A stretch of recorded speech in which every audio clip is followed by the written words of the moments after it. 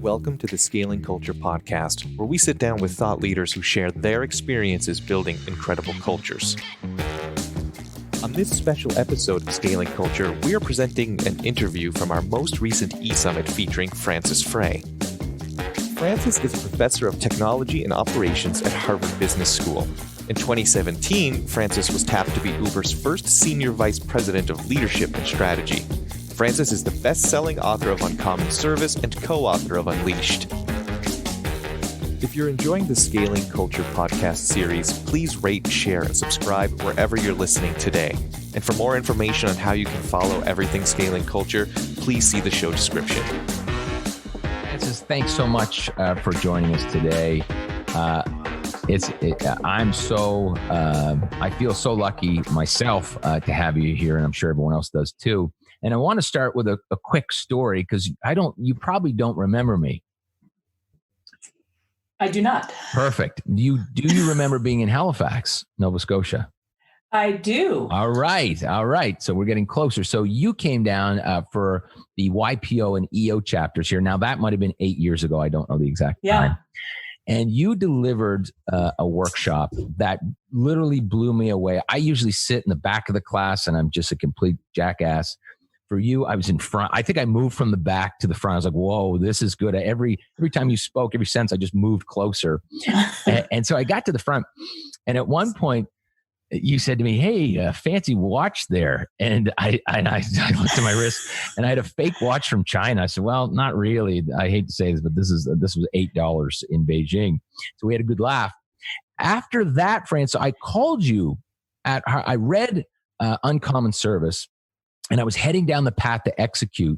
And I literally called you because I had read it and really wanted to talk through that with you. And so I think I startled you at Harvard.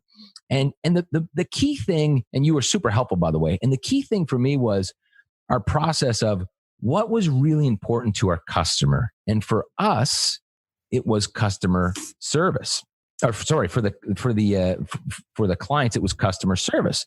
And so that blew me away. I was like, wow, it's not pricing, it's customer service. We need to be the best at customer service.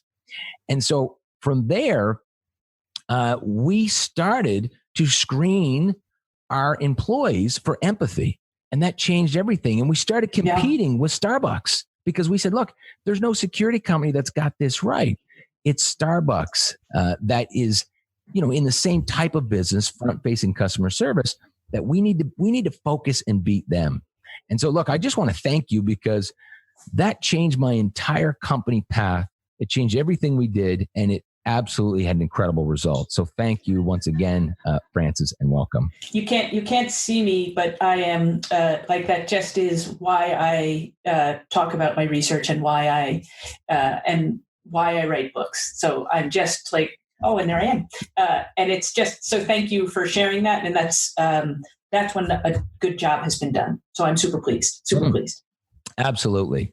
So we owe you. I owe you. My family owes you. I don't know. No, not at all. Just make it contagious to others. Right. Absolutely. I've been doing that. Yeah. I actually, and I know we were back and forth on LinkedIn where I sent you the title of my book. I certainly speak about it in my book and tell that story in Outrageous Empowerment. Yeah. Awesome. So look, let's talk your latest book, Unleashed. I love this trust triangle. I've never heard that before. Yeah. Can you tell us a little bit about the trust triangle and the wobble? I love it. Yeah. So when we think about like what could we do to make the world better tomorrow than it is today, that's completely actionable within every one of us. And I think if every one of us built more trust tomorrow than we did today, we could lift up humanity in a great way. We could do it individually in our homes. We could do it in our communities, in our organizations. The problem is that trust was always seen as this monolithic thing. And you think, how do I build more trust tomorrow? I don't know. I'd rather take a nap than try to figure that out. I just don't know how to do it. The great aha came when we found out that trust actually has 3 component parts. The good news about that is each of the component parts is completely actionable. So trust monolithic, too scary. The component parts, totally actionable. The actions for each component part is very different. So the trick is to figure out which component part is getting in your way at any given time. Mm-hmm. So the way to think about it is that I am more likely to be trusted if people believe I'm being my authentic self. Yeah. If they believe it's the real me speaking. If I say something that I don't really believe, you can tell in a second. And then you will not trust me. Right. People tend to trust me if they like believe in the rigor of my logic. If I have rigorous logic, I'm authentic, I have rigorous logic, people are more likely to trust me. But there's a third missing ingredient, which is you need authenticity, you need logic, but you also need to reveal empathy. And I think a lot of your work when you talk about empowerment also gets at empathy in a beautiful way. And I love your journey to being an outrageously empathetic leader in addition to empowering others. And the empathy part is, am I making it clear that it's really, I'm in it for you. I'm in it for all of us versus I'm in it for me. Here's the thing. If I'm not trusted, if I have a skeptic, if they're not trusting me in a certain situation, it's because of authenticity, logic, or empathy. I need look no further. So the triangle we do is authenticity, logic, and empathy. And we trusted. And ask yourself, what did the skeptic, where did they fall short? Guaranteed it's on one of these three things. How do you know? I'm going to make that assumption. How do I know? I'm thinking as you're talking.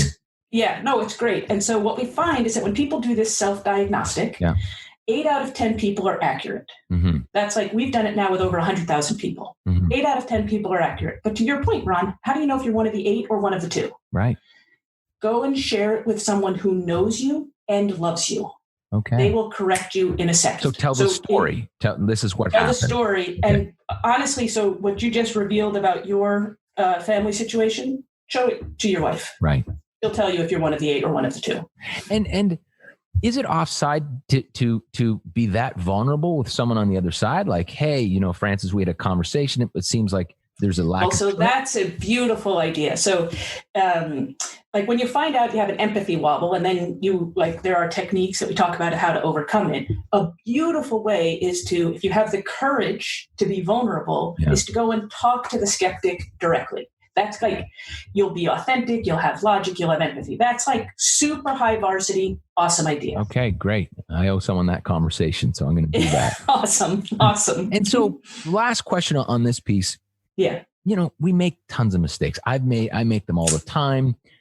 Yeah. I was listening to a webinar the other day, and someone said, look, if you break trust, the apology doesn't work. You have to make a new commitment and deliver on the commitment. If you break one of these wobbles, or I guess it's not broken, but if you break trust, how do you get it back? Yeah, listen, we are all building and rebuilding trust. Fortunately, it's the same formula. If I was unempathetic, and my wobble tends to be empathy. And we also talk about what's your anchor, like which one of these three is like super reliable. Logic is my anchor. Empathy is my wobble. If there are times when I am unempathetic, and it's usually when I didn't get enough sleep and I was too self-distracted. Right. Wow. And what I do is, now I didn't mean to be unempathetic. The way I have learned to think about it is I hit something with my tail. Like I turned and I whacked somebody. It's almost always an empathetic whack. And I feel like it haunts me. It will haunt me until I make amends. Right. If I hit somebody with my tail publicly, I try to make amends publicly. Ah, interesting. You go back to the same. Right. Yeah, if I did it privately, I try to make amends privately. I love that, because that's also makes it really clear. You go back to the same format that you whack them with your tail, right? I love that. Yeah. Great. Yeah. I'm going to move on. I read your article in Harvard Business Review, which I loved. I'm so proud of the work you're doing too. And when I read about Uber, which I didn't know, I was like, oh my God, she's crushing it. I just loved it. And so there was a few things that jumped out at me. One, when it talked about Uber being a hot mess. I love that it actually labeled Uber a hot mess. I thought that was very real. It was a hot mess, right? It was. I mean, it's hard to remember, but it really was. Yeah. Yeah. And so, can you tell me, it talked about getting input about the values, about the culture from 15,000 stakeholders. How do you do that? Oh, it's the best way to do it. So when you go to a startup, chances are its culture was handed on down high in the form of tablets from the founders. and the founder's in a small team, because you started a company and this is the culture you want. Right. And so you say, this is our culture. Mm-hmm. And it will work until the company is at a certain size. And then what you'll notice when it stops working is that some of your values start to get weaponized. Right. And by weaponized, I mean that, like, I was working with one company and they had a default to trust was a value. And that meant give people the benefit of the doubt. And it was lovely when people were small. But as it was getting bigger, if you were senior to me and I asked you a question, you could curtly say to me, default to trust. Meaning? That's like not its initial. You were telling me, stop probing. Just trust me. Oh, wow. So as soon as someone is taking the original words and using them for an alternative reason, right, you got to let them go. Interesting. You think, I want to scramble and get the words back. My values are being misused. Nope, the times have changed. Maybe there was a song in pop culture or something. So you have to recommit to the values. That's a beautiful thing. Values should not have liquid cement poured on them. Right. And so what happens is then when you're going to redo the values, please don't do it from tablets sent on high. Mm-hmm. Now do it from everyone. So my favorite way to do it is to invite people, everyone. And we did a lot of it physically, but we were co-located. And sorry, in Frances, some places. just really quickly before you, and stay on that point, but is there a baseline before they start from the founder? Not, it's just wide open now. It's blank slate, or is there a baseline? No, so here's what you do. Start with the current values. Okay. Give people a pen. Okay. And say, for the first 5 minutes, edit the values. It just gets people in the frame of mind that they're going to be editing the values. Okay. And then ask people, okay, which part of the values just are at either extreme? You just would be so sad to lose, or they have become so weaponized or defunct that they're holding us back. Mm-hmm. So then you ask people, only speak at the extremes. Got it. And then we got input from everyone on those. And then we started iterating the values and told people, you can come and join us on drafts if you want. Otherwise, we will come to you. And we did that exercise with the senior-most team, the junior. We opened it up internationally over Zoom. So one company we were at, 3,000 people, 1,500 people participated over like a 3-week period. Wow. Other companies at Uber, because it was a much larger company, far more people participated. But everyone knew it was now of them. And how did you... I expect that exercise would have to be done again in 5 years. Right. Yeah, absolutely. And so how do you take all that and simplify? Because I'm getting dizzy. I'm like, how do you do that? Oh, it's, you start to hear themes. It's like, when you can see all of the data coming in, and I don't recommend doing very much with, like, you could use AI, I believe. I don't like it, but that's because I'm old. So but I can, you'll start hearing themes, because in the meeting, when you're asking people, you're like, so what do you mean by that? Is it this or is it that? Mm-hmm. So what I did is trained a lot of people how to do it. So I did the first meetings and I trained others. And then all of us that were doing the meetings would get together and say, here's what we've heard. Now, we did do it with one company with a lot of AI, and the results weren't any better. I'm not saying that AI, it just wasn't needed. Yeah. You can hear the themes are, default to trust. It wasn't like an idiosyncratic hit under, it was like a really big, straightforward problem. And there's only 10 values, right? So. And was that a lot, by the way? Because, we see companies that have, a lot, a little. I used to have 5. I tried to pare it down to 3, trying to scale. What are your thoughts? I wouldn't be too precious about it. At any point in time, I think your company is going to need different things. Mm-hmm. So I've seen some companies that have more values, but the values are essentially also the employee handbook. Right. Got it. And then other companies that for a point in time, they're like, oh my gosh, we have had a complicated journey. Just everybody keep these 3 things in mind. Don't think about anything else. I don't have any judgment as to which is right or not. Okay. And in the article, it also talked about this question of do the right thing. And that reminded me of it almost like I don't know if you heard me talk about those 3 question framework. I did. I loved it. It's almost taking those into one. Talk me through that. How was that created and how did it work? Yeah. And I think that, and again, everything is contextually, like you gave the context of where your questions came from, because there was a journey to it. Yes. That's behind everything. So if you imagine an organization that's going to do the right thing as a value, what do you suspect was true before that? Yeah, right. And I can tell you at Uber what the reason is. It wasn't that Uber was filled with bad people, but you have to remember that Uber came in when taxis were entrenched, lobbyists. They were like totally. And so for Uber, and nobody liked like Uber was a service that was better for customers in every way, more convenient, cheaper, higher quality. But the market wasn't permitted to work because there were protectionist policies for taxis. Mm-hmm. So Uber had to work with regulators and work ahead of regulators, or else it still wouldn't exist today. Right.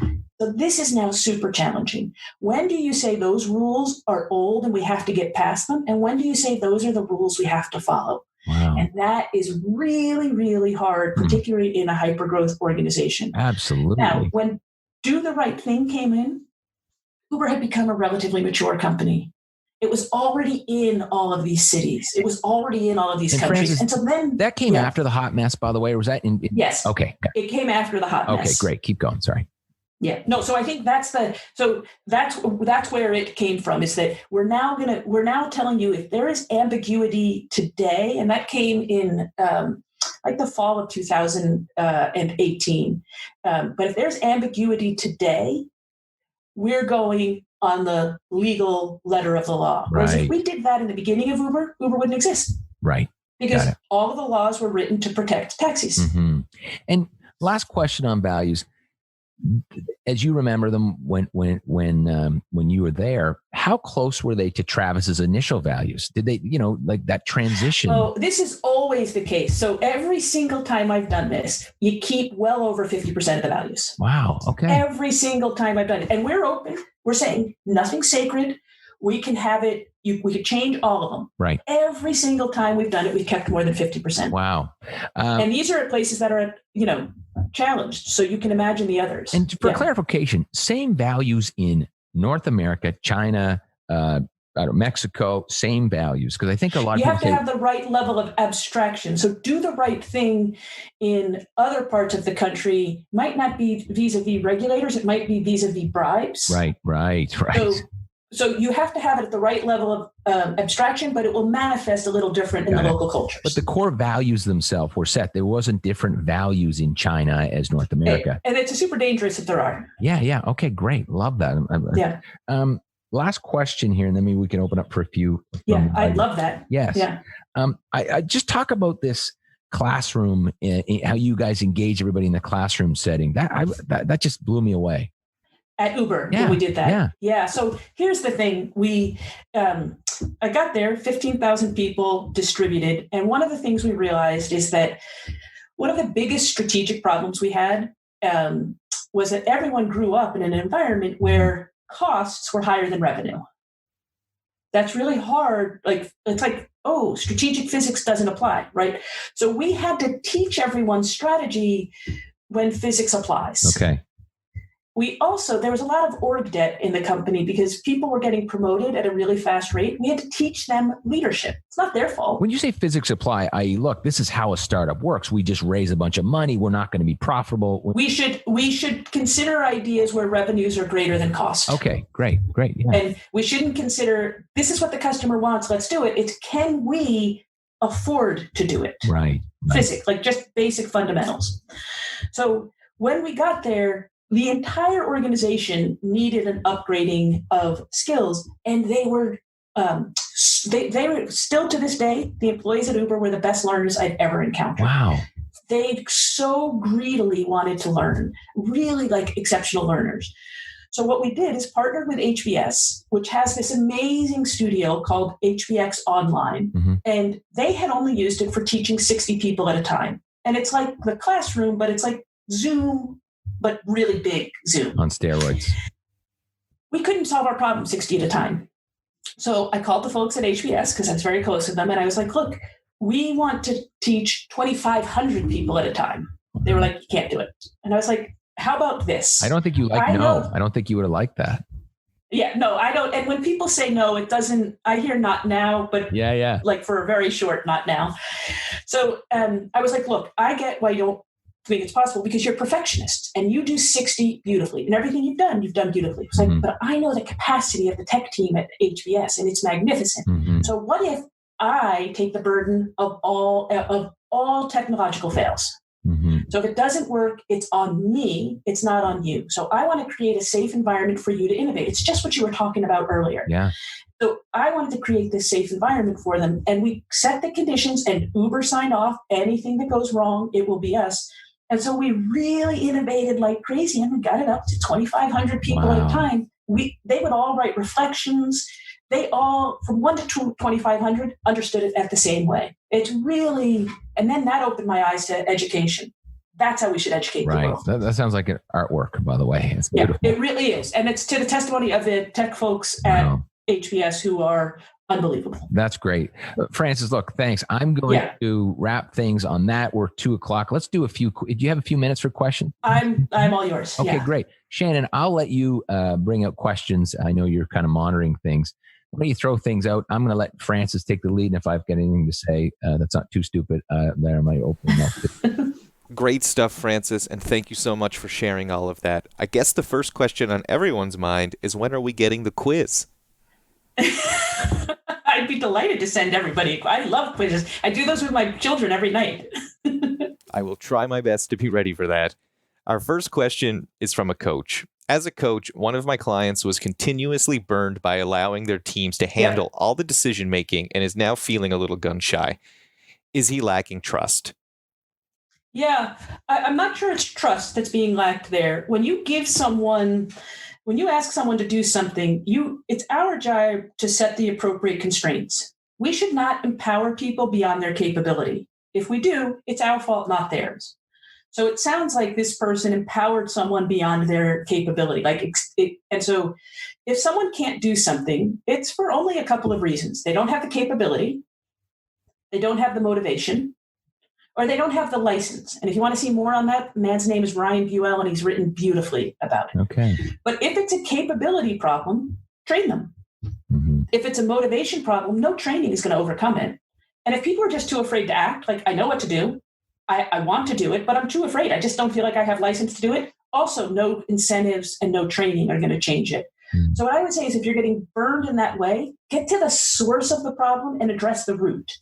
I love that. And Shannon, I would also go back to that decision-making process. That, that's the framework, or is an option for a framework, which at least guides someone through that process. Because as I mentioned way back in the beginning of this, it is scary. It's scary, not just for us as leaders to say, damn, you made a mistake. It's also for the employee that says, what is this going to look like? What's going to happen if I pick the wrong choice?